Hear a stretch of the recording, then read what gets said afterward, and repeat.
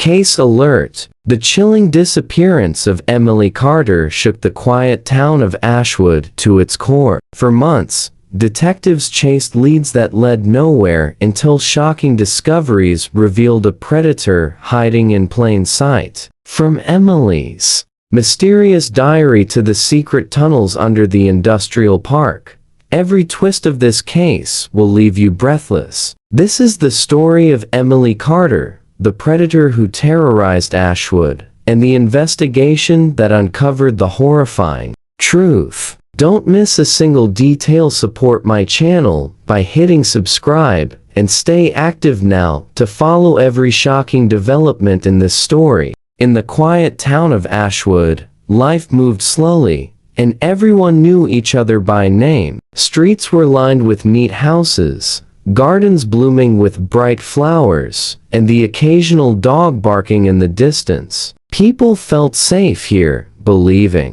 that nothing bad could ever happen. But that illusion shattered one crisp autumn morning when Emily Carter vanished without a trace. Her car remained in the driveway, engine cold, as if she had never intended to leave. Her phone sat abandoned on the kitchen counter, screen cracked from an old drop, yet still alive with notifications she would never read. Her dog, a small golden retriever, whimpered in confusion, pacing near the door. There were no signs of a struggle, no overturned furniture, no open windows, just an empty house that had once been full of life. The neighbors noticed the silence almost immediately. Mail piled up in the mailbox, lights stayed off, and a strange stillness settled over the street. Detectives arrived quickly, combing through the house and the surrounding area, but every clue seemed to vanish into thin air. Yet amid the ordinary clutter of her room, they found a single disturbing note,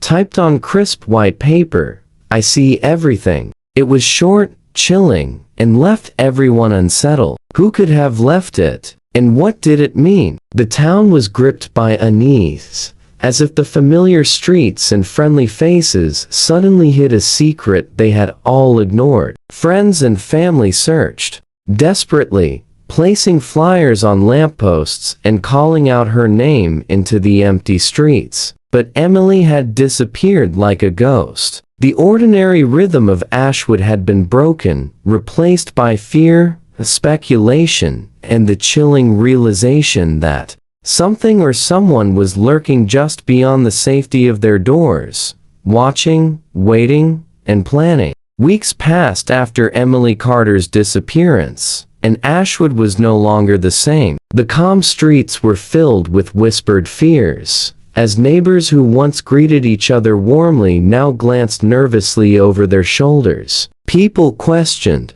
everything and everyone, wondering if the stranger they had ignored or even the friend they trusted most might be capable of something dark. Rumors spread faster than facts. Some claimed Emily had run away, tired of her routine life, while others suggested a shadowy figure had been lurking nearby for weeks, waiting for the perfect moment. The local police worked tirelessly, following every lead, yet every path seemed to circle back to nothing. Then detectives began to notice something that shook them to the core. Missing person reports from neighboring towns, some over a decade old, all shared an eerie similarity: young women living alone, vanishing without warning, and in some cases, a mysterious note left behind. The realization hit hard. Emily's case was not isolated. There was a pattern, and it hinted at a carefully calculated predator. Ashwood was not just dealing with one disappearance. It was part of a much larger, more sinister story. The fear in the town became almost tangible. Parents stopped letting their children walk to school alone. Women double-checked locks and curtains, and even the most casual passerby felt a prickling awareness that someone might be watching. It was as if the quiet, familiar world had transformed into a labyrinth of threats, hiding in plain sight. The idea of a calculated, unseen predator living among them changed everything. The once comforting streets of Ashwood were now places of suspicion and dread, leaving everyone unsettled, wondering if the next disappearance could happen just down the street, in their own home, or even behind the very doors they had once felt completely safe to leave unlocked. One evening, a routine delivery at the edge of Ashwood's abandoned industrial park revealed a clue that would change the investigation completely. The driver had been making his usual rounds when he noticed something partially hidden beneath a thick layer of fallen leaves. Curious, he unearthed a small, rusted metal box,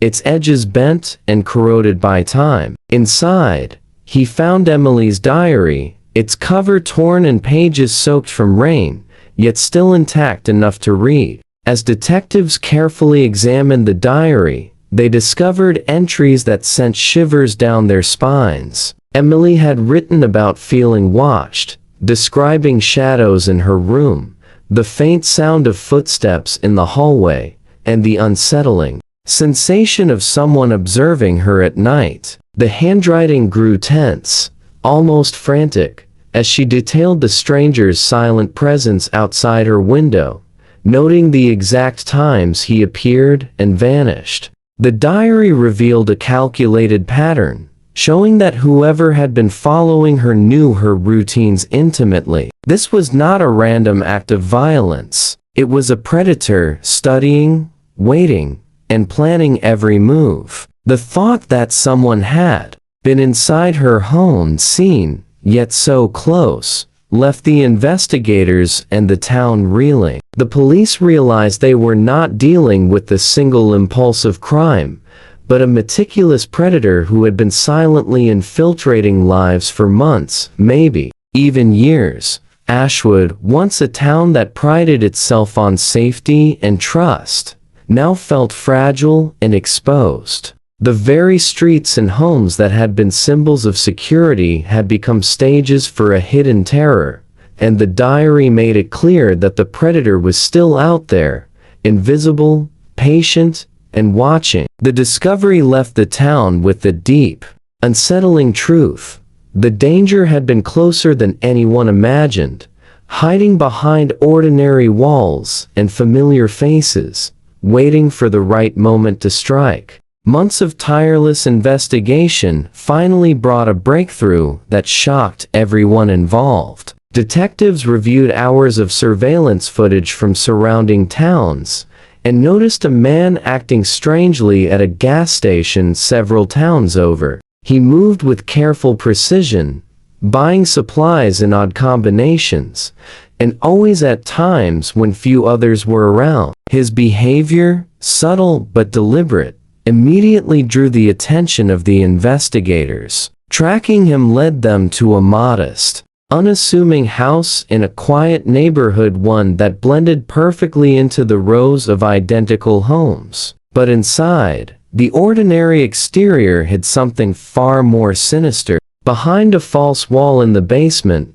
officers discovered a secret room, meticulously organized and filled with evidence that sent chills through them. Dozens of photographs of missing women lined the walls, each accompanied by personal belongings, from clothing to notebooks, carefully labeled and cataloged. Among the chilling collection was Emily's diary, its pages now marked with detailed observations about her daily routines, the people she trusted, and the places she frequented. It became clear that this man had been living among unsuspecting neighbors for years, hiding in plain sight while documenting the lives of his victims with obsessive precision. The level of planning and patience revealed a mind capable of unimaginable cruelty, one that had spent years perfecting a pattern that allowed him to remain undetected. For Ashwood, the revelation was devastating.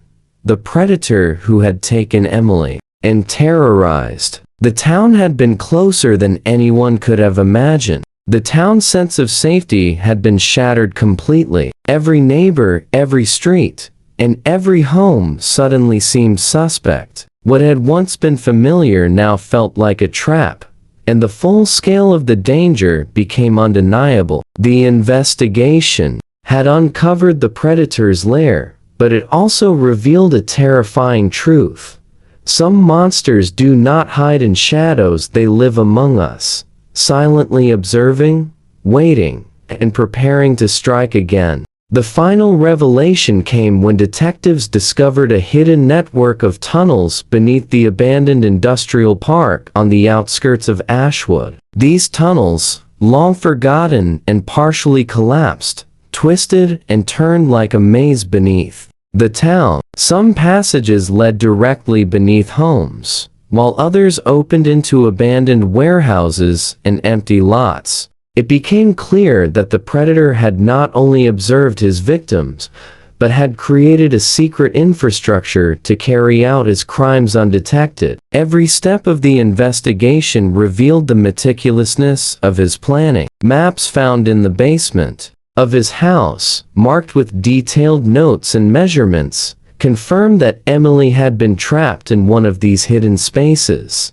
Search teams navigated the narrow corridors carefully, uncovering evidence of the predator's cruel obsession: personal items from previous victims, photographs, and even traces of food and water indicating that he had kept them alive for extended periods. Finally, in a sealed-off section of the tunnels, Emily's remains were found. The discovery was devastating yet vital, confirming the extent of the predator's crimes and the terrifying ingenuity he had used to evade capture for so long. Ashwood mourned deeply, but the arrest of the man behind the horrors brought a grim sense of closure. The court case revealed the full scale of his manipulations and the careful, calculated manner in which he had preyed on unsuspecting women. The town, once full of innocence and trust, had been forever altered. Streets that had seemed familiar now carried a permanent shadow of fear and suspicion.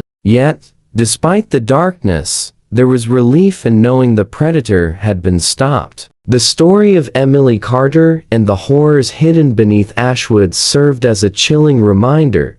Sometimes the greatest threats are the ones we never see, lurking quietly behind the walls of ordinary life, waiting for the perfect moment to strike. Safety, it seemed, could never again be taken for granted.